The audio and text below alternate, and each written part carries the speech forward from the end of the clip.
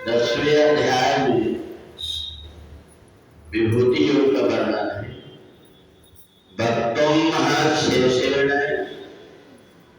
दिव्याद्यात् विभूतिया या फिर विभूति लोकान इमान त्वं व्याप्तिष्ठसि।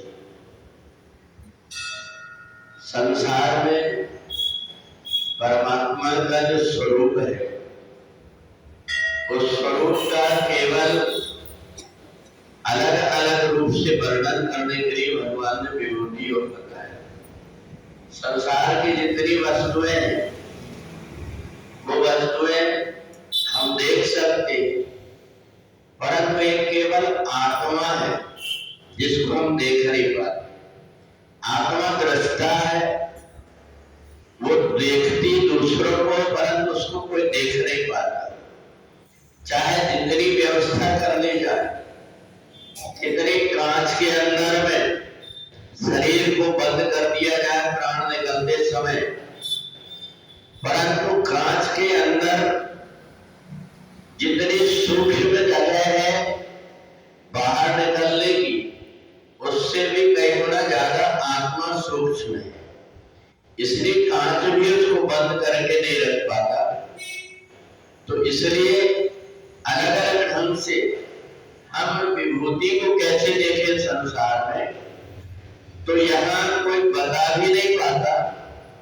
इसलिए भगवान ने अर्जुन से कहा कि संसार में जितनी प्रकार की विभूतियां हैं, इन विभूतियों को हम देख नहीं पाते।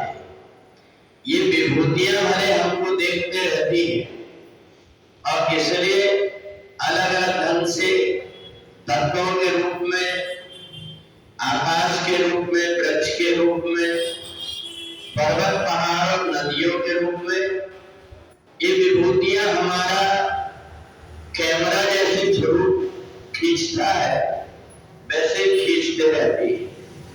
और इन विभूतियों को देख करके लगता है कि परमात्मा किसी न किसी रूप में हमारे आगे पीछे है। चाहे वो चंद्रमा के रूप में दिख रहा हो, चाहे सूर्य के रूप में दिख रहा हो, यहाँ तक कि वायु के रूप में भी दिख रहा हो, तो भी परमात्मा की वो विभूतियां ही है। तो इसलिए इन विभूतियों को भगवान ने इसलिए रखा करके रखा है कि हमें ये पता लग जाए कि परमात्मा एक जगह पर बैठा हुआ नहीं है। हम सोचे ऊपर वाला सब देख रहा है, ऊपर आकाश के अलावा कुछ नहीं। अलग अलग जो लोक बने हुए हैं इससे बहुत परे है, जहाँ के हम कल्पना भी नहीं कर पाते। अलग अलग प्रकार की सृष्टियां बनी हुई, अलग अलग प्रकार के लोक लोकांतर बने हुए।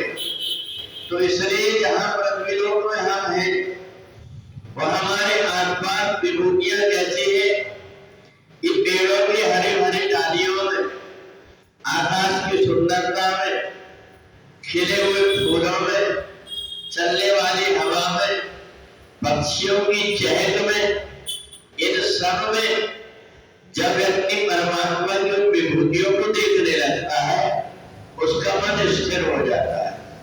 और जब स्थिर हो जाता है तो फिर उसको ये नहीं लगता कि संसार में शरीर के अंदर आत्मा के अतिरिक्त और कुछ नहीं। तो ये आत्मा के ही अंदर सूक्ष्म रूप में परमात्मा विराजमान रहते हैं। तो ये बताने के लिए भगवान ने विभूतियों का वर्णन किया है कि संसार में जितनी भी प्रकार की वस्तुएं हैं वो सब में किसी न किसी रूप में परमात्मा की शक्ति विद्यमान है।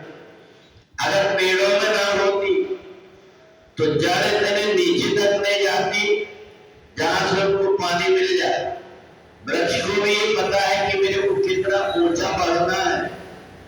तो इस ढंग से जितने भी प्रकार की चीजें संसार में है वो सब परमात्मा की विभूति की हमको अनुभव कराते हैं।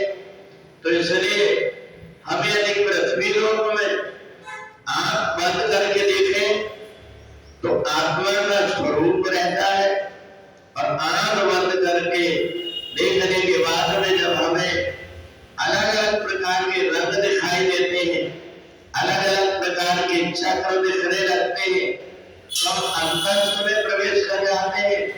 और जब हम आंख खोल करके बैठते हैं तो बाहर के दृश्य में, बाहर की वस्तु में न उलझ करके जब हम उसके आत्म रूप में कि इन सबके अंदर परमात्मा ही कितने कितने रूप में कितनी प्रकार की लीलाएं कर रहा है, जब हमको ये दिखने लगता है तो हमें परमात्मा का ठीक से ज्ञान हो जाता है कि बिना परमात्मा की इच्छा के संसार में पत्ता भी नहीं हिलता।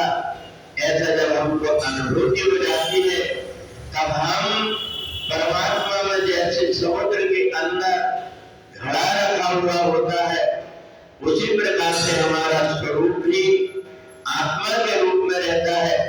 और जब यही घड़ा फूट जाता है तो वही जाकर के परमात्मा में समाहित हो जाता है। बोले वृंदावन बिहारी लाल की